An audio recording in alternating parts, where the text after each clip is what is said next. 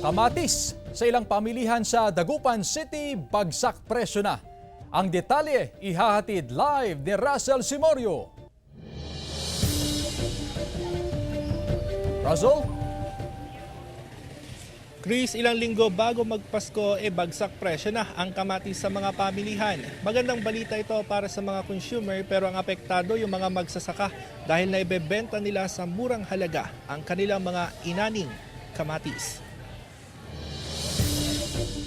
Bumaba sa 20 hanggang 25 pesos ang presyo ng kada kilo ng kamatis na ibinebenta sa Dagupan City. Mula yan sa dating presyo na 80 hanggang 100 pesos. Bultuhan na rin ang kinuhang supply ng mga tindera para samantalahin ang mababang presyo. Marami, pero may nang bintahan dito. Kasi nagsasabay ang datingan ng kamatis doon. Kaya bumagsak ang presyo. Kaya babargin na lang namin.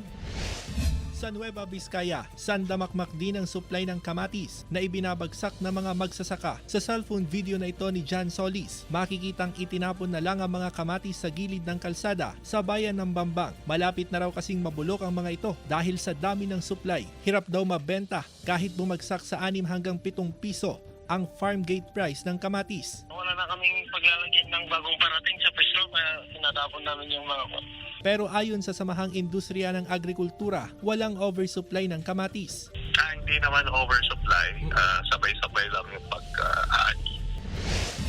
Tumaas ang bilang ng kinakatay na baboy sa bayan ng Mangaldan, Pangasinan. Ilang linggo bago ang Pasko, ayon sa pamunuan ng Mangaldan Slaughterhouse, pumalo na sa mahigit 80 baboy ang kinakatay kada araw. Bunso dito ng pagtaas ng demand ngayong holiday season. Tuloy-tuloy na rin po ngayon hanggang sa itong panahon ng Christmas season. Tataas na ang tatay namin.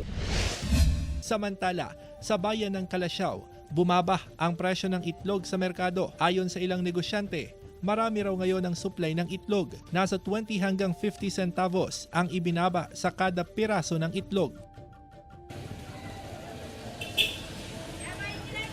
Chris, alam mo yung 20 hanggang 25 pesos per kilo na kamatis ay naibebenta pa nila yan ng hanggang 15 pesos per kilo dito yan sa Malimgas Public Market. Yan yung discarding ginagawa ngayon ng mga tindera para hindi masayang yung mga kamatis. Ang tendency kasi kapag umabot na ng 3 araw at hindi pa rin naibenta ang kamatis ay hindi na nagiging maganda ang kalidad nito. Ayon naman sa Samahang Industriya ng Agrikultura, walang aasahang problema sa supply ng gulay ngayong holiday season maliban na lamang sa supply ng patatas lalo't nagkaroon ng pagkasira ng mga taniman ng patatas sa mga nakaraang mga pag-ulan.